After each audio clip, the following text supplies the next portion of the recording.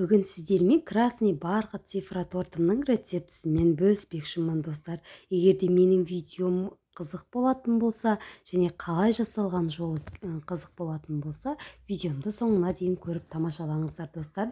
Мен бұл тортты қызымның туған күніне жасап берген болатын. Сіздер де жасап беріңіздер дәл осындай цифра тортты. Менің видеом ұнаса, маған подписация жасап, қоңыраушаны басып, каналымның дамуына үлес қосып отырыңыздар достар.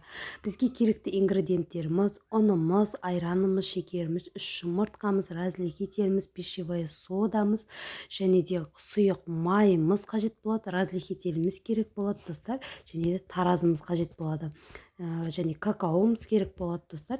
Осылай таразымыздың көмегімен барлығын граммен өлшеп алып істейтін боласыздар достар. Бұл оригинал рецепт. Осы бойынша істесеңіздер 100% торттарыңыз керемет болып шығады достар. Осылайша алдымен құрғақ ыдысымызға 3 жұмыртқамызды жарып, үстіне шекерімізді салып, жақсылап миксердің көмегімен бір келкі болғанша араластырып алатын боламыз достар. Достар, барлық видеода осы рецептіні, оригинал рецептіні мен осы видеомның төменгі жағында описание дейтін бөлім бар. Сол бөлімге кіріп, толық рецептіні аласыздар достар. Барлық заттың қанша грамнан қосқанының барлығы сол жерде қалдырған болатын достар. Енді осылы ванилинімізді салып алатын боламыз. Жұмыртқа мен шекерімізді араластырып болғаннан соң ванилинімізді салып және сұйық майымызды құйып, миксеріміздің көмегімен бір келкі етіп, бір масса шыққанша миксерлейтін боламыз достар. Жақсылап араластырып алатын боламыз. Шекеріміз де барлығы жақсылап еру үшін жақсылап миксерлейтін боламыз. Достар, мен инста парақшама да тіркеліп қойды, ұмытпаңыздар, видеоның төменгі жағына қалдырғанмын. Сол инста парақшама да кіріп көріңіздер, жаңа видеоларымды соған да салатын боламын. Достар, енді айранымыздың үстінен жарты чайная ложка пищевая содамызды салып, жақсылап қасықтың көмегімен екеуін араластырып алатын боламыз. Себебі неге? Себебі пищевая содамызды осы массамыздың үстіне салып істейтін болсақ, дәмі шығып қалады. Яғни айранымыз бен пищевая содамызды араластырсаңыздар, дәмі шықпас үшін осылайша бөлек араластырып алып, яғни массамыздың үстіне қосып алатын боламыз. Сосын барлығын миксердің көмегімен араластырып алатын боламыз достар. Бір келкі масса болғанша осылайша араластырып аламыз достар.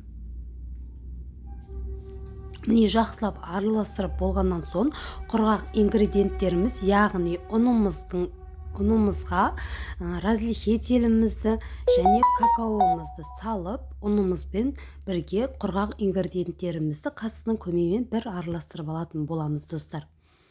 Мен барлығын, қаншадан салғанның барлығын рецептіге қалдырғанмын достар. Барлығы оригинал рецепт. Жасап көріңіздер, өте керемет болып шығады. Осылайша какао, разрыхитель, ұнымызды барлығын үшеуін бірге араластырып және жаңағы сұйық массамыздың үстіне аз-аздан ұнымызды 2-3 бөлікке бөліп салып, жақсылап миксерлеп алатын боламыз достар. Осылайша жақсылап миксерлеп, міне мен барлығын жақсылап араластырып миксерлеп жатырмын достар. Бірінші жай жылдамдығымен бастап, сосын қатты жылдамдықпен осылайша араластырып аласыздар достар. Мен міне ұнымның барлығын салып, міне осындай масса болып шығады. Осы массамыздың үстінен енді осылайша пастамызды қосып алатын боламыз достар.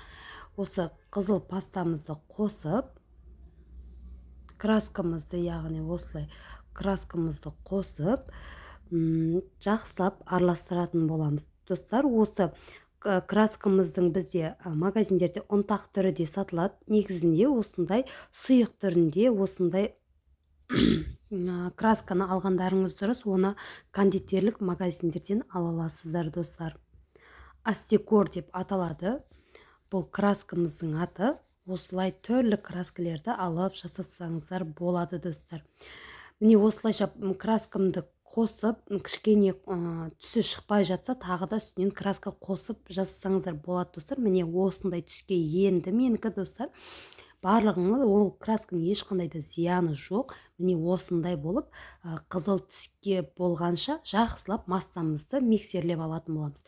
Міне достар, менің массам дайын. Енді барлығын мен алдын ала пергамент қағазына 3 деген цифраны жазып, осылайша барлығын құйып, где-то 4 коржға осылай 6-6 қасықтан салып 5 минут сайын пісетін болады достар. Таза піскен көру үшін зубочистканы салып көрсеңіздер болады. Осылайша барлық корждарымды пісіріп алдым. Енді міне қаймағыма мен креміме осылай қаймағымның үстінен сахарный пудрамды араластырып, осылайша крем жасай салдым достар. Негізінде сливки, творожный сырмен және сахарный пудра араластырсаңыздар өте дәмді болады. Мына менің жасаған кремім де өте дәмді, әрі ақшасы да тиімді. Мен барлық корждарымды осылай крем жағып жинап алдым. Үстіне осындай фруктыларымды, яғни печеньелерімді өздеріңіздің қалағандарынша сәндесеңіздер болады достар. Міне менің тортым дайын, өте дәмді болып шықты. Келген қонақтарымның барлығына ұнады достар. Менің арнама подписаться жасап, қоңыраушаны басып қойды ұмытпаңыздар. Бұл тортты мен қызымның туған күніне жасаған болатын. Видеомды көргендеріңізге рахмет.